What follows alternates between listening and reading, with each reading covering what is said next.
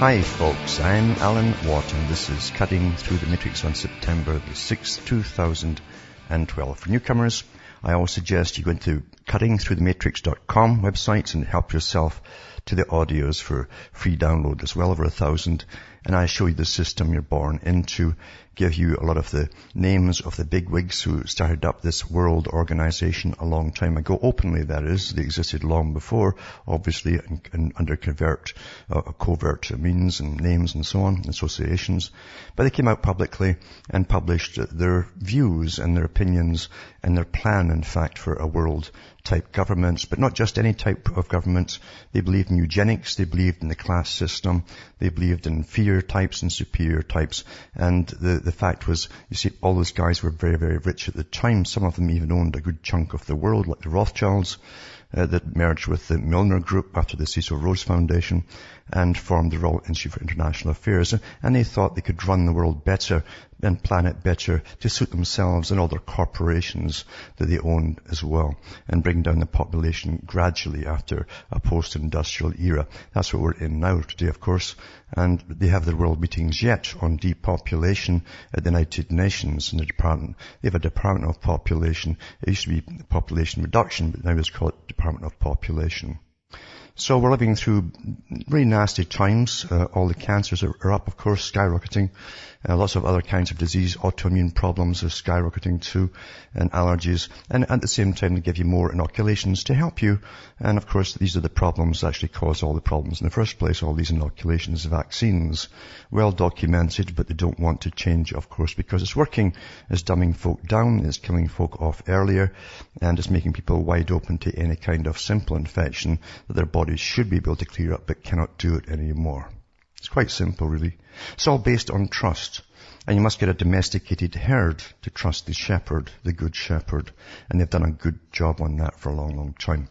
So help yourself to the audios. Remember, too, that you are the audience that bring me to you. I don't bring on advertisers as guests that scare the hell out of you and give you the solution in the last 5 minutes.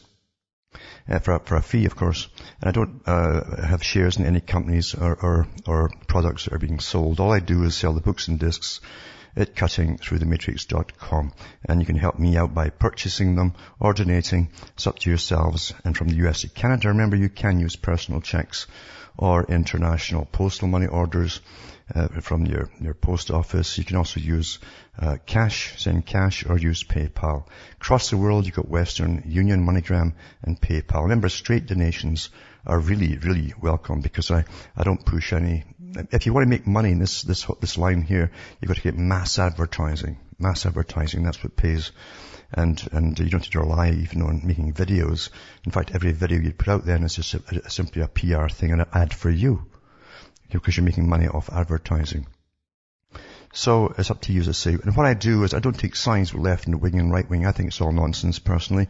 And of course, the dialectic proves that. If you go into the sciences of the dialectic process, the big wigs picked this a long time ago, and they said people will always take one party or another, and we'll give them a thing called democracy.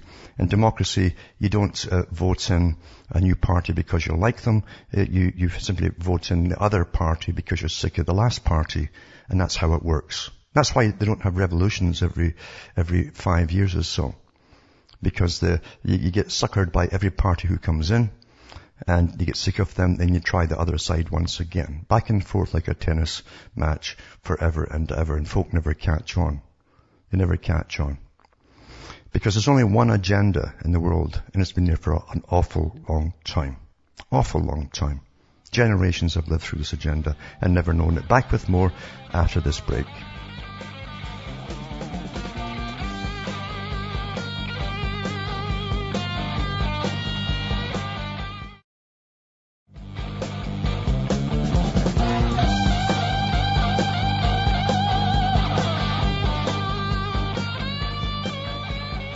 Hi folks, I'm back cutting through the matrix. Now I've talked about reality so many times and what is reality. Reality for most folk is waking up every day and sharing their opinions, which have been given to them by the previous night's news, with their friends, and bouncing off their ideas to their friends, and their friends bouncing back again. And if you all agree, because you've all been given the same indoctrination, you've actually all been given the same education as well, which prepares you for subsequent propaganda. I've gone through that with Jack Salal before. He says education is primary, a primary necessity for subsequent propaganda to take effect.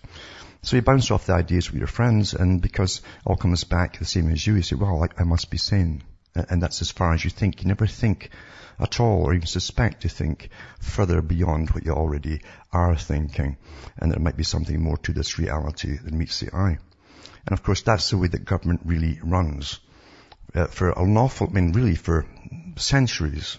Going right back to even Francis Bacon's day. Francis Bacon wrote a bunch, almost a resume for the king, you might say, and presented it to the king, and he said that it's best that government never really discloses its true intentions on anything to the general people, the public. And that is true. It's never changed. It's really a priority up there in government. That's the way it will always be. And you can take that to the bank if there's any one worth saving. But the fact is, you're not given any truth on anything. That's why every government has huge marketing departments of public relations people who've all worked in the biggest marketing departments in New York and elsewhere in the world.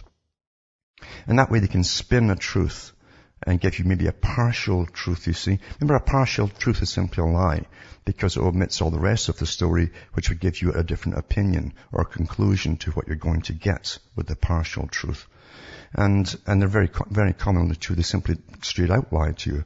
And the public will believe it because the bigger the lie, the more the person, the individual says, well, no one could say such a big lie. They'd blush or something because they say, well, I couldn't do that. You know, most folk will say, well, I can say a little lie and understand that. But you cannot understand someone giving a really whopper, a big lie, like blaming some other country that you want to invade and telling some awful stuff about them that isn't true. So it must be true. When who else would tell such a big lie? And that's how simple it is to put out propaganda to the public. Plus, when you've been trained in this oligarchic system where you're down at the bottom, you believe all the more readily because you're taught and trained, and most folk haven't thought it through. You just take it through osmosis, as I say, that these people are somehow better or smarter than you are. You really do believe that, whether you like to admit it or not. You believe that. And you do that because of, number one, their status in the system. And you take it by their income must be massive compared to yours. So that proves, their income actually proves they're smarter than you. That's what you think, you see. And it's very, very simple to get lots of people at the top there to put on this pretense to the general population. And therefore they never question it at all. Most folk truly never question it. And there's countless millions watch the news every day religiously at 6 o'clock. And believe everything that they're told. Because why on earth would your government lie to you? That's really how simplistic they are. Because they're domesticated. They believe and trust their government so implicitly. It would never occur to them that these organizations, as I say, came out in the 1800s openly, to take over the world's resources, like Cecil Rhodes, who was in business with Lord Rothschild when they started up their society to cause wars across the world. And by starting the wars with using mercenaries like they did with the Boer War, and then going to Britain and saying, oh, the Boers have attacked us. And then in come the British troops, paid for by the British taxpayers. And then Rhodes and others grabbed all the gold and silver and diamonds in South Africa. And that's all documented in the Council on Foreign Relations on records, because that's the outshoot of that, because the Cecil Rhodes Foundation merged with the Alfred Milner Group, international moneylenders, and formed the Royal Institute for International Affairs. And they came up with this idea they would take over all of the world's resources. That includes water, by the way. Water, food, everything that you need to live on. Because they sat a long time ago, 100 years ago, and said, how do you make a person a slave? And what gives them freedom? And so they had to narrow all the choices that you have to be independent and eventually make you interdependent. When you're interdependent, that means you're not independent. You're dependent on their system. That's what it means. Interdependence. For everything that you need for survival. And then they had the great idea too, and they've used this for an awful long time. You saw it even had it in the Soviet Union. Because it's the same boys, you see, that ran London, that ran the Soviet Union.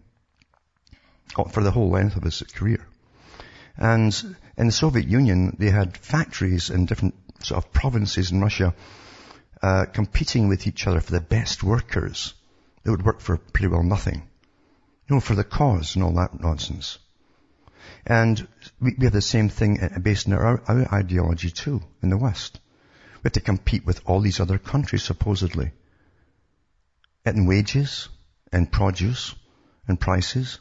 Competition. So we're like like school children at a race, when a beanbag race, you all are taught to go and get that beanbag. Only one can grab it, but the rest of you all try. You see? And that's what they do with countries. They have them all competing against each other. The same bankers, by the way, that own the private central banks, because there's this one cabal of bankers across the planet. Have you all competing with each other and then blaming you when you can't make it? They know you're not going to make it. But no one will admit this. No government will admit this because, you see, the Council on Foreign Relations, Royal Institute for International Affairs, have put in your prime ministers and presidents across the world for 100 years. Or actually more than 100 years. And that's what Professor Carl Quigley said, the historian for the group. He says there hasn't been a president or prime minister since the late 1800s that we haven't put in. It doesn't matter about the rest of them below. It's the guys at the top you got to put in. Very easy to control, manage. And that's why when one group goes out, you say, my God, the same system's carrying on. The same agenda. More wars, more plundering countries, more taxpayers funding and bailing out banks. As they get richer and richer and richer, we're bailing out banks. As they go across the world plundering for oil fields and everything else they can get their hands on. We pay for it all. And people think this is normal. They really think it's normal. Because most of them are mentally ill. You understand, if you're not aware of what's happening, you're technically you're not in reality. You're not in reality. Think about it. Now here's an article here, an example, for instance. It says Spain value-added tax. Now, all the countries in the world under this globalization process have to get value-added tax on the go. In Canada, we voted it down, so they put it in and called it HST. It's the same thing as value-added tax. And what happens is if you get a little bit of iron ore, for instance, and you smelt that to get the iron out of it, and you sell it to the guys who make something from the iron, well, you have to pay maybe up to 15% or more, depends on how much they decide, of value-added tax for every step of the process until you have the final product. So each time it changes hands, you've got value-added tax. By the time it's finished, the government's just rolling in cash on everything. In Britain, they have it on your food and everything now. And the big bankers came up with this idea of value-added tax, you see. And governments never have enough. I don't care how much you give them. It will never be enough for their big projects and paychecks. But so Spain's value-added hike is the largest in history. It says, stunning ineptitude that will make history books. So the fiscal deficits continue to mount in Spain in spite of austerity measures, that's poverty measures, cutting back and don't eat and everything, and tax hikes. So that's a great idea, is to increase the tax hikes when folk can't afford to eat. Yeah? I mean, you understand this is nonsensical. So Spain desperately needs work reforms, but on that score, there's been little progress. Instead, the government keeps hiking taxes to combat ballooning deficits. Well, of course you've got ballooning deficits because they've been borrowing by order of the EU Parliament, this new Soviet Parliament that runs on behalf of the bankers, set up by the Royal Institute for International Affairs, the EU. And so they've got to keep borrowing money from other countries to bail themselves out. And they're getting charged massively high interest rates because of the bad shape they're in. You can't get out from under it. They all know this. They all know this. And now they're selling off islands and everything for these swine, the big bankers that are the bosses of the EU, you see. So as the government keeps hiking taxes to combat ballooning deficits, to see further declining revenues in which the government hikes taxes again and again, in an absurd attempt to make up for those shortfalls. So you can't keep borrowing money, plus with this massive interest rates, and keep taxing to pay it back when there's no work in the first place. You see. They know what they're doing, though, big boys. And this is from a Google translator, so it's not the best English. Anyway, it says, each Spanish person pays an average of 20.8% value-added tax. That's pretty well on everything. 369 per year, 6 days of extra work to comply with the Treasury. The value-added tax increase, which took effect on Saturday, raising the general rate from 18% to 21% taxes. That's just on every purchase that you make. Reduced from 8 to 10%, while the super reduced duty on staple foods and so on remains 4%. In addition, hundreds of products previously taxed at 4% as school supplies and 8% such as film and hairdressers pass it on to 21%. So it's going up nearly 3 times, multiplying its previous taxations. They're really screwing these people. And we all sit back, think it's normal. Back with more after this.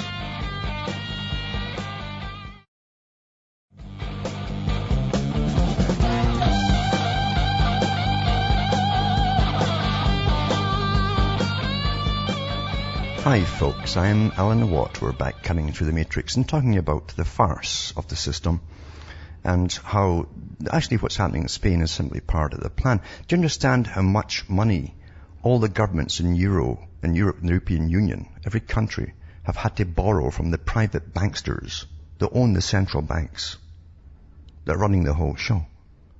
I mean, that they borrowed more billion, actually over $1 trillion to throw into these holes in Greece and Spain.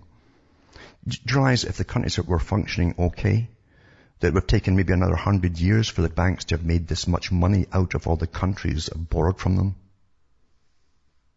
So they create this crisis and they exploit it to the hilts and they keep it going in a circle. And every country keeps borrowing money. Even the States and Canada has put money into this. And as it's in this black hole, supposedly. You know, money heaven, there's big guys in the US that said they go to money heaven when the banks crashed. Somebody's got the key to that vault, mind you. It's all a con job. It says Spain's unemployment rate's over 25% and the youth unemployment rate is now 53%. Yet the fools in the Spanish government hiked taxes yet again, this time by the largest amount in history. Now, by the book, in economics, that's what they're supposed to do. While you're borrowing all this money, you've got to hike taxes until there's not enough folk left to pay the taxes to pay anything back. They want them destitute in this country. Utterly destitute. And it's got other goals to fulfill as well. Because you see, this crisis that they brought on, the bankers brought on, by design, big think tanks and everything worked on this for a long time to get this started and to get it going. To amalgamate the European countries even further, saying, oh, it might happen to us all, you know. Well, it wouldn't have happened to any of them that hadn't joined the Union. And they wouldn't be borrowing money from the banks to throw at any other countries in Europe either. So it's all planned this way. By the big smart guys, the guys who handle cash all the time and make, they make trillions off the idiots down below. They've got every scam in the book. But this is to amalgamate Europe even further under fear until they're politically totally united. And they'll have they want to do away eventually with all the little parliaments and the ex-nations that they have. And have the one super parliament running everything across the whole of Europe. So you can either do it with tanks and guns like the Soviet Union, or you can do it this way, through the legalist, system, and just keep drafting up documents and treaties and all have to sign it and amalgamate until that's it. And plus it achieves all these goals. There's no culture left. They said there must be a European culture. Well, who's going to create it? What will it be?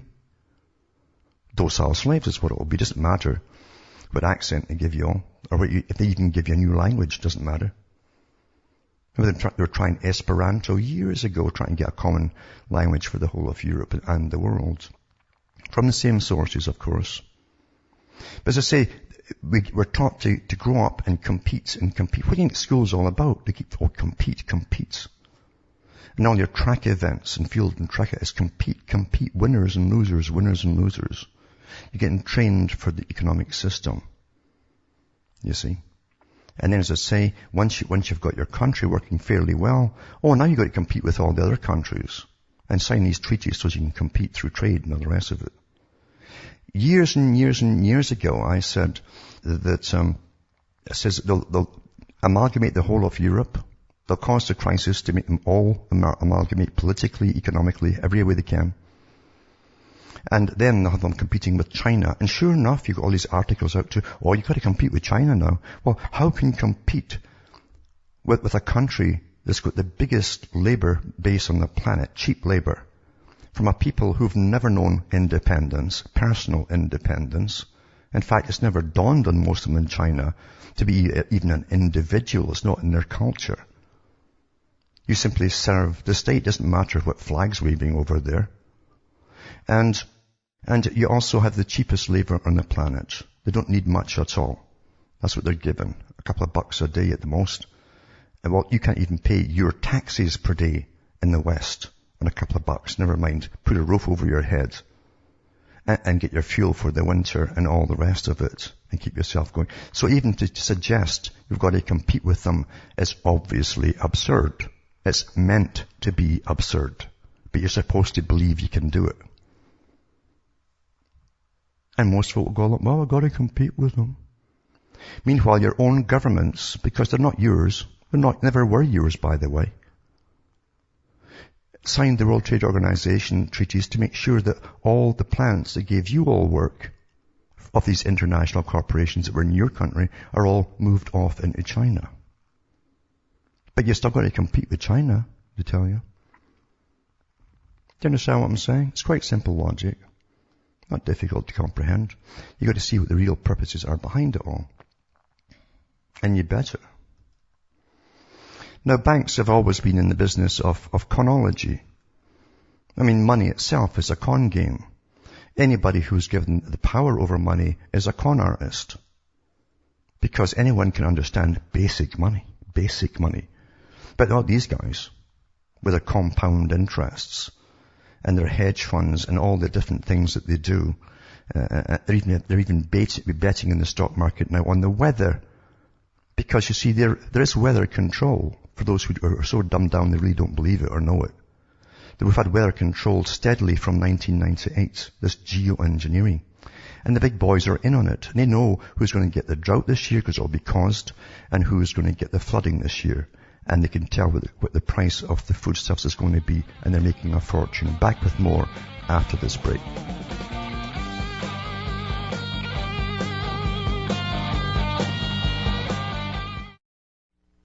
You're listening to the Republic Broadcasting Network, because you can handle the truth.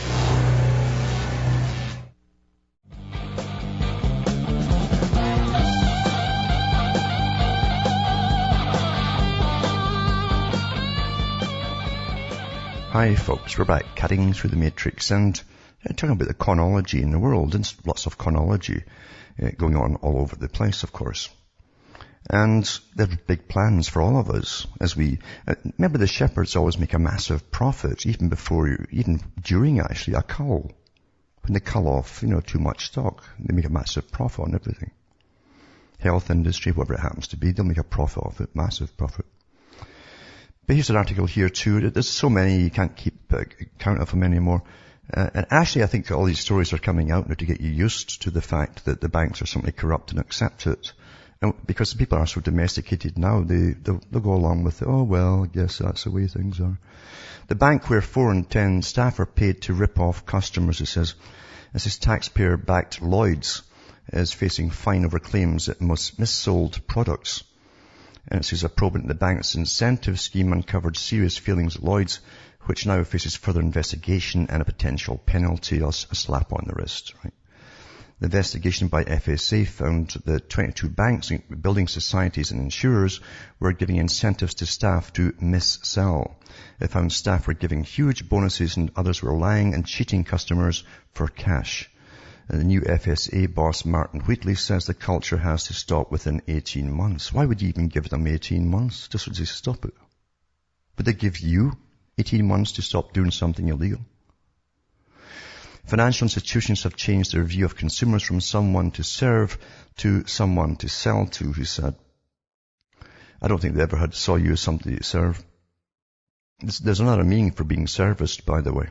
The staggering extent to which high street bank staff are chasing bonuses and commission are routinely ripping off customers was laid bare in a scathing report yesterday. Same time, the Daily Mail can reveal that 40% of staff at Lloyds Banking Group earn extra payments if customers are persuaded to buy additional financial products.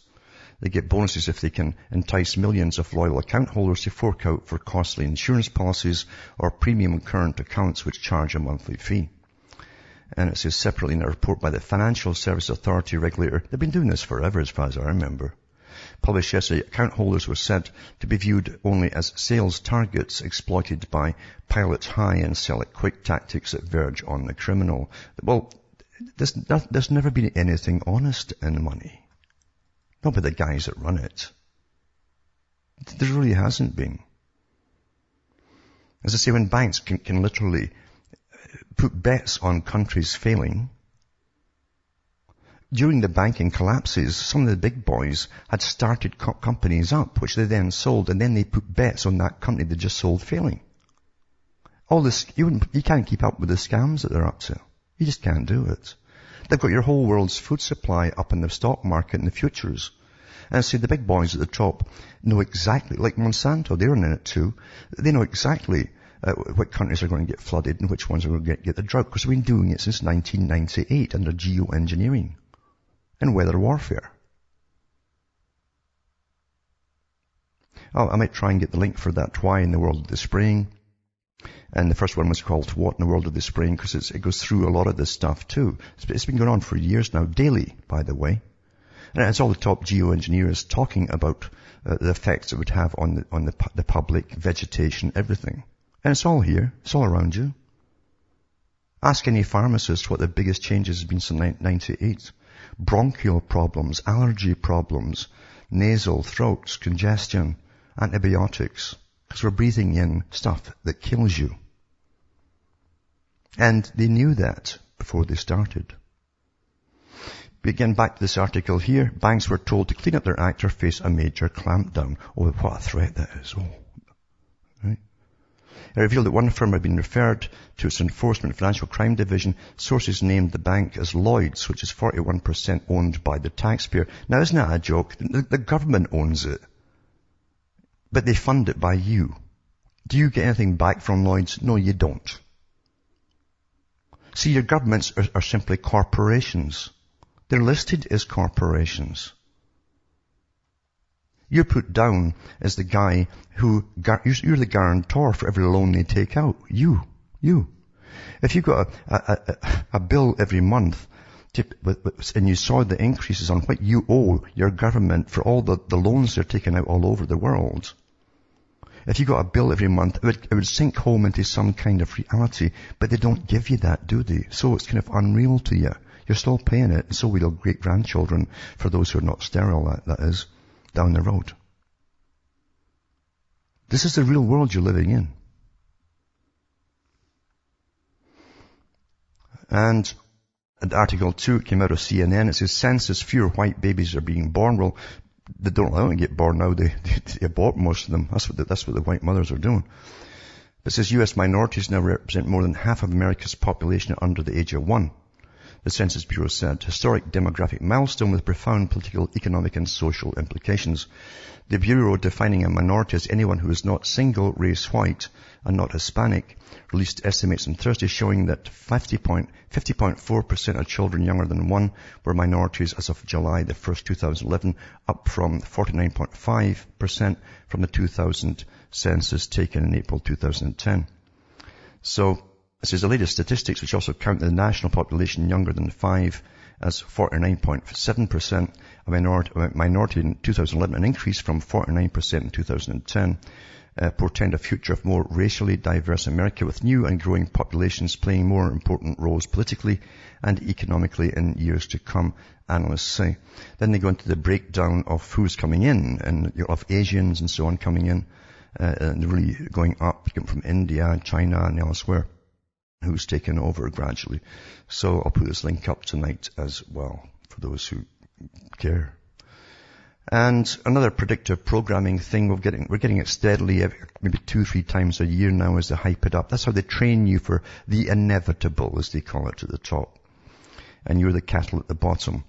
And it says that future foods, once again the same story, what we'll be eating in 20 years' time. Now, I'll preface this by saying to you that the United Nations and all the greenies and every government has said, farming is unsustainable. Then they go into all this nonsense with their mathematics about how much it takes to feed one cow for a year or whatever, and how much grass it's going to eat, and yada, yada, yada. And how it's unsustainable, so we'll have to find an alternate way of doing it. So they want to feed you insects once again, and back to insects again, you see. All ties together. It says volatile food prices and a growing population. Actually, the population is not growing. If you look at the United Nations' own figures, they say that the domestic people in their own countries they're actually declining. Immigration is only what keeps it up. Understand how you can alter anything by bending the truth or omission to leave an opinion that you want embedded in someone's brain. But it's not growing. And so volatile food price and growing population, we have to rethink what we eat, says food futurologists. So you've got food futurologists, right? So what might we be serving up in 20 years' time? It's not immediately obvious what links NASA, the price of meat and brass bands, but all three are playing a part in shaping what we eat in the future and how we'll eat it. Then they go into food we used to eat and so on. We did eat this stuff. In Tudor times, split roast dolphin was on the menu. Well, the average peasant wasn't allowed even to get deer meat, or he was hung by the Lord. So, no, we didn't get any of that at all. Henry VIII's banquets would include peacock, heron, porpoise, and seagull. No, the average peasant didn't get that either. Not even to throw away chicken bones. So just lie, you see. So rising food prices, why is that? As I say, because a handful of companies now own the entire world's food agricultural system. That's why. And I'll bet you anything that the majority shareholders in each company are the same guys. It's really like one big company. I'm not kidding you. Because you see, we used to call them secret societies or societies with secrets. And then we called them clubs. Then we call them monopolies, you see, and cabals. It's the same darn thing, folks. Still here with us, very, very much so. Some of them are very old cabals. And they decided to go after the whole world's food supply, like I said at the beginning of this broadcast. And the water supply too. So in the UK, meat prices are anticipated to have a huge impact on our diet. Some in the food industry estimate they could double in the next 5 to 7 years, making meat a luxury item. In the West, many of us have grown up with cheap, abundant meat. Well, I certainly never did that. Said the food futurology. How do you get what is this, a degree in a food futurology? Morgan Gay. Rising prices mean we're now starting to see the return of meat as a luxury. Well, that's where they're going to make it for all of you see. And they've said it over and over and over again because, you see, they want to dumb down. If you don't have enough protein and enzymes and so on, your brain doesn't mature, remember. You have stunted mental growth as well. That was known in ancient times. The ancient Egyptians knew that because they trained their slaves. That's what they fed their slaves, you know. They even tried different vegetarian diets on them and restricted even them. So there's nothing new under the sun. The same cons go on, and everybody's trying to convince you of how you must behave and what you must eat and all the rest of it, you see. It's all one big plan. Bring it all together. It's all one big plan. Quite simple. Another racket, of course, we got a monopoly on the healthcare system. And you got big pharma in bed with the healthcare boys, and for a lot of them, again, the shareholders in the top corporations of pharma also have the main shareholders in the hospital systems as well. But this is true, $83,046 for a 3-hour hospital visit. Why are hospital bills so outrageous? The fastest way to go broke in America is to go to the hospital. And that's true. You'll see houses being sold off across the states, estates sales, to pay for hospital bills. So these days it seems almost like everyone has an outrageous hospital bill story to share. It's getting to the point where most people are deadly afraid to go to the hospital. Well, actually, you should be. All the financial progress that have made in recent years can literally be wiped out in just a matter of hours. For example, you're about to read about an Arizona woman that was recently charged $83,046 for a 3-hour hospital visit. How in the world is anyone supposed to pay a bill like that? So I've already a hard time understanding why a visit to the doctor should even be more than a couple of $100, or why a hospital stay should even be more than a couple of $1,000. Outrageous hospital bills are a real pet peeve, and I've not even been able to the hospital in ages, according to the author. What makes all of this even more infuriating is that Medicare, Medicaid, and the big insurance companies are often charged less than 10% of what the rest of us are billed for the same procedures. It says there's a reason why 41% of all working-age Americans are struggling with medical debt right now. It's because our healthcare system has become a giant money-making scam. It's run by the same people who run the banks, by the way. Millions of desperate Americans go into hospital every year, assuming they'll be treated fairly, but in the end they get stuck with an incredibly outrageous bill, and in many cases cruel debt collection techniques are employed against them if they don't pay. By the way, if you have any really severe illness or terminal, something that's classed as terminal, a lot of these guys will actually give you forms at hospitals on how to get your parents or your relatives to remortgage their homes to pay for your bill if you decide to take the treatment. But they do this all in advance. They give you little courses on how to do this. They're such stinking greedy bar stewards, you see, that have been raking it in incredibly well right up till now. As in considering the fact that over the next 20 years, the number of Americans 65 years or older is projected to double that number, it's going to go even higher. In fact, if the U.S. healthcare system was a nation, it would be the 6th largest economy on the entire planet. It's because it's an awfully greedy system, and it's a monopoly system as well. Monopoly system for big bucks. That's what it's there for. It's not there to help you. It's a business that's meant to rake you to the bitter end, to your last breath, literally. Rake it off you. That's what it is. Nothing else. Forget all the propaganda dramas and movies you've watched about doctors and hospitals. That's that's nothing but propaganda. Jack Shillall went through all that too. Same with cop shows. They're there for big buckaroos. It doesn't change much, so does it? Because it's true. You don't live in a free system. If you lived in a free system, there would be competition, different kinds of hospitals even come up, but they wouldn't license you, you see. The big boys don't take any competition. Rockefeller said it himself, his competition is a sin. He was talking on behalf of a particular religion he believes in. You know, competition's a sin. And how everyone too is so screwed up with this internationalism today. $100 billion LNG projects imperiled by African gas rush. They found all this gas in Africa, so they're literally abandoning other places across the world that they've just started to drill and pulling all their cash back out. After getting all the cash from the governments to do it, right? Because that's what they always do. We've changed our minds. We have to go off to Africa now and drill there instead. It says a discovery along Africa's east coast, the world's biggest gas finds in a decade, threatens to undo investment plans on the other side of the Indian Ocean. Royal Dutch Shell, BG Group of the UK and France's Total may scale back projects to build liquefied natural gas export plants in Australia and switch to Tanzania and Mozambique, where the new prospects lie and will cost about half as much, according to Jefferies International. As I say, how much do you think Australia's already given them to start doing it there? Because, see, all these big private corporations get paid We can't do it all ourselves. We want to get money from the government to get started, you know. That's corporate welfare. We've been doing this all our lives, and before we were born. That's how it's always run.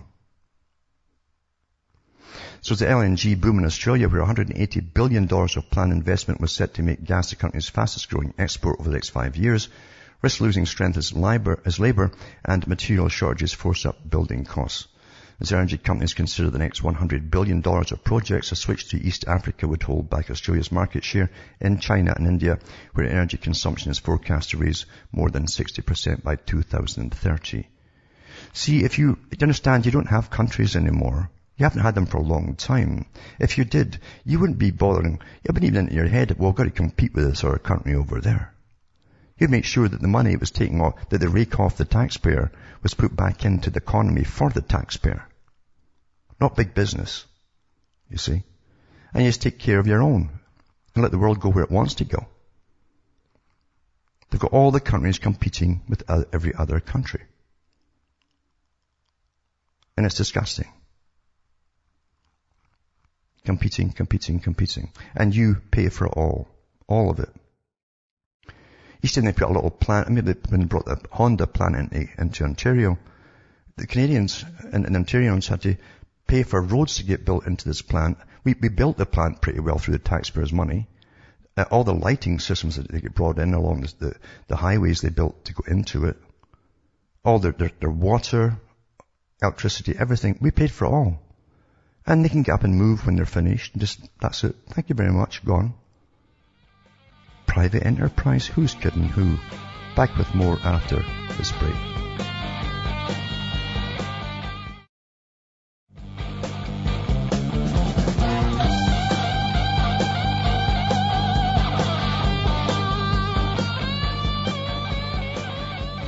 Hi folks, I'm Alan Watt. We're back cutting through the matrix, and we've got a caller, let's see if he's still on the line. It's Dave from San Francisco.